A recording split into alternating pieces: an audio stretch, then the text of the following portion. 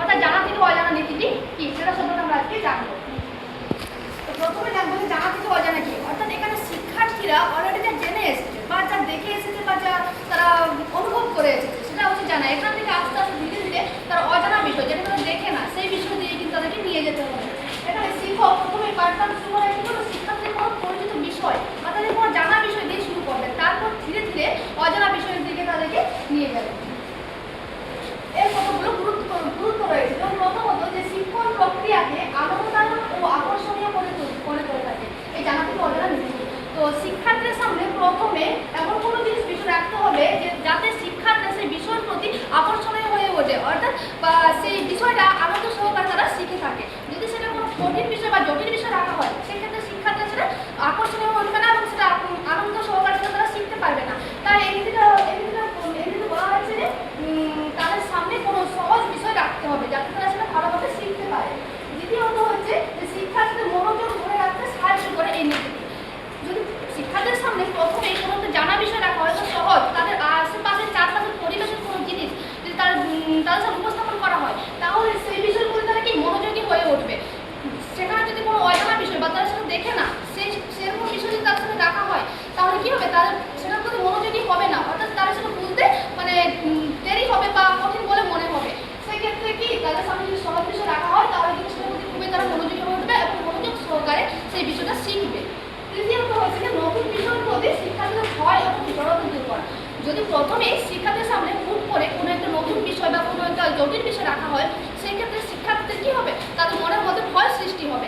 তার জন্য প্রথমেই মানে পাঠদান শুরু করার আগে তাদের সামনে একটা জানা বিষয় বা তাদের পরিচিত বিষয় রাখতে হবে যাতে সেটা সেই বিষয়টা শুনে বা দেখে তারা যেন ভয় না পায়, তারা ভয় ছাড়া যেন তারা সেটা শিখতে পারে, ভালোভাবে বুঝতে পারে। চতুর্থত হচ্ছে যে শিক্ষার্থীদের মধ্যে আত্মবিশ্বাস গড়ে তোলা। তাদের সামনে যদি কোনো একটা সহজ বিষয় রাখা হয় তাহলে সেটা কি তারা আত্মবিশ্বাস পারবে, তারা যখন সেই বিষয়টা সম্পর্কে প্রশ্নের উত্তর দিতে পারবে তাদের মধ্যে আত্মবিশ্বাস গড়ে উঠবে। এবং যদি কোনো জটিল বিষয় রাখা হয় অর্থাৎ তারা সেটা দেখে না বা জানে না বুঝে না তাহলে সেটা তারা অ্যান্সার দিতে পারবে না, তখন তাদের কি নিজেকে যোগ্য বলে মনে হবে না। তাহলে এখানে তাদের আত্মবিশ্বাস গড়ে তোলে এই জানা থেকে অজানা করে। তারপর আছে টিচার, শিক্ষকের কি ভূমিকা রয়েছে এখানে। প্রথমত আসছে যে নতুন পাঠ শুরু করার আগে শিক্ষার্থীর পূর্বজ্ঞান যাচাই করা। এখানে যখনই শিক্ষক শিক্ষার্থীদের পূর্বজ্ঞান যাচাই করবে তখন তার আগে শিক্ষার্থীদের যে পূর্বজ্ঞান রয়েছে তারা কি জানে না জানে সেই বিষয়ে তাদেরকে জানতে হবে, সেই বিষয়ে যাচাই করে থাকবে। তাহলে কি হবে যে কে কত জানে বা কিরকম জানে। এখানে কিন্তু যেমন শহরের ছেলে মেয়েদের জানা জগৎ এবং গ্রামের ছেলে মেয়েদের জানা জগৎ কিন্তু এক না। তাহলে এমন কিছু রাখতে হবে যেটা তাদের বাস্তব অভিজ্ঞতার সাথে অর্থাৎ প্রতিদিন যেটা তারা সব শিক্ষার্থীরা যারা প্রতিদিন চারপাশে আশেপাশে দেখছে সেরকম বিষয় কিন্তু রাখতে হবে। সেকেন্ড হচ্ছে যে শিক্ষার্থীর চারপাশের পরিবেশ এবং জনগণ অভিজ্ঞতার উদাহরণ বাছাই করা। আমি একটু আগে বললাম যে চারপাশের পরিবেশ যাতে তারা যেটা প্রতিদিন দেখছে অবজার্ভ করছে সেই বিষয় থেকে কিন্তু তাদেরকে পড়াতে হবে বা বোঝাতে হবে, তাহলে কি সেখান থেকে উদাহরণ দিলে তারা সেটা সহজেই বুঝতে পারবে।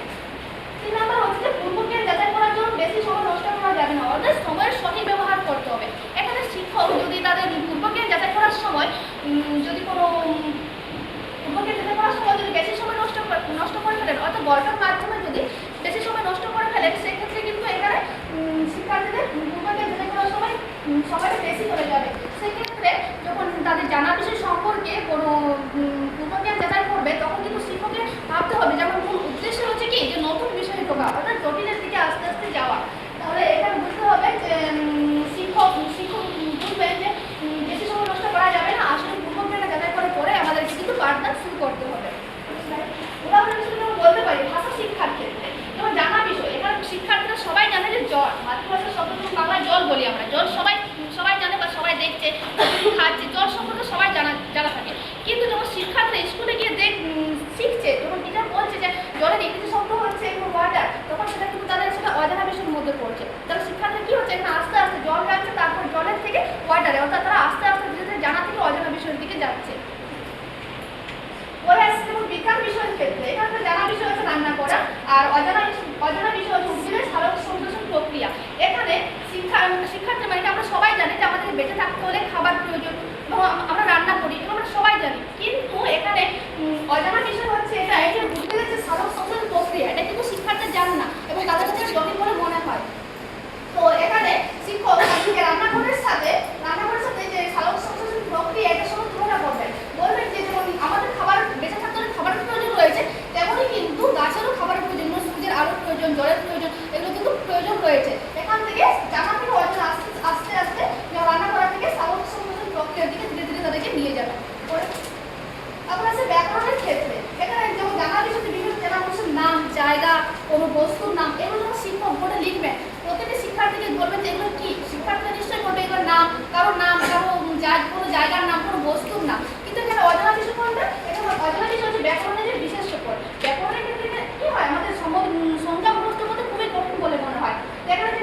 পথ রয়েছে। এখানে শিক্ষক বলবেন যে এই যে তোমরা দেখছো চেহারার নাম, কোনো বস্তুর নাম, জায়গার নাম, এই যে নামগুলো এগুলোকে ব্যাকরণ ভাষায় কি বলা হয়, এগুলোকে বিশেষ্য পদ বলা হয়। এইভাবে ধীরে ধীরে আস্তে আস্তে তাদেরকে নিয়ে যাবে।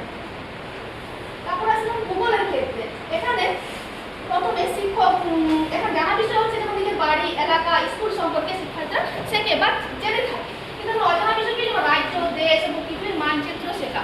এখানে শিক্ষক প্রথমে শিক্ষার্থীদের বলবে যে তোমাদের এখানে স্কুলে যে বিল্ডিংটা বা কটা রুম রয়েছে, স্কুলের মাঠ, এই সমস্ত তোমরা একটা ছোট কাগজের মধ্যে এঁকে ফেলো। তো তারা কিন্তু এটা পারবে, তারা স্কুলের মধ্যে রুম, মাঠ এভাবে এঁকে ফেলবে। কিন্তু যখন বলা হবে যে আচ্ছা পৃথিবীর মানচিত্র আঁকো, তখন কিন্তু তারা পারবে না। কিন্তু শিক্ষক যখন বলে দেবে যে এরকম যেভাবে তোমরা এই স্কুল বা মাঠের ছবিটা তোমরা এঁকে ফেলেছো, ঠিক এইভাবে কিন্তু একটা পেজের মধ্যে পুরো পৃথিবীর যে ছবিটা বা ম্যাপটা আঁকা হলো, সেটাই যে মানচিত্র, সেটা তাদেরকে বুঝিয়ে দেবে। অর্থাৎ আস্তে আস্তে ধীরে ধীরে তাদেরকে কিন্তু মানে অজানা বিষয়ের দিকে নিয়ে যাবে। তারপর আসছে গণিতের ক্ষেত্রে। প্রথমে শিক্ষক এখানে তার জানা বিষয় আছে, যেমন শিক্ষার্থীরা শুরুতে কি সাধারণত যোগ শিখে থাকে, তারপরে কি আস্তে আস্তে ধীরে ধীরে তারা বিয়োগ শিখে থাকে। এখানে শিক্ষার্থী বা সবাই জানে যে সবাই যোগটা শিখে থাকে, কিন্তু বিয়োগ কিভাবে শিখতে সেটা তারা জানে না। কিন্তু যখন প্রথমে শিখছে, যখন হাতে গুনছে যে 1 2 3 4 5, তখন জানছে যে এটা 5, এটা সঙ্গে এটা দুটো হচ্ছে যোগ। এই 5টা আঙুলের মধ্যে যখন 3টা আঙুল বন্ধ করে দিচ্ছে বা বাদ দিয়ে দিচ্ছে, তখন আছে 2টা আঙুল। এই যে বাদ দিয়ে দেওয়াটা, এটাই যে বিয়োগ, এটা তখন শিক্ষার্থীরা শিখছে। তাহলে কি শিক্ষার্থীরা আস্তে আস্তে যোগ শিখছে, যোগের পরে বিয়োগ, অর্থাৎ প্রথমে জানা বিষয় থেকে আস্তে আস্তে ধীরে ধীরে তারা অজানা বিষয়ের দিকে যাচ্ছে। পরিশেষে আমরা বলতে পারি যে জানা থেকে অজানা নীতিটি আধুনিক নীতিবাদের মূল ভিত্তি। পরিশেষে কথাই বলতে পারি যে একজন আদর্শ শিক্ষক শিক্ষার্থীর মাথায় জ্ঞান চাপিয়ে দেন না, বরং তার অভিজ্ঞতার আলোয় নতুন জগৎকে চিনিয়ে দেন। এখানে শিক্ষার্থী মনে করবেন যে হচ্ছে শিক্ষক যে শিক্ষার্থীদের খুব জটিল বিষয় বা কোনো অজানা বিষয় তাদেরকে শিখিয়ে দিচ্ছে, এরকম তারা মনে করবে। কিন্তু না, সেটা কিন্তু এখানে শিক্ষক কি করে, শিক্ষার্থীরা আস্তে আস্তে অন্ধকার থেকে আলোর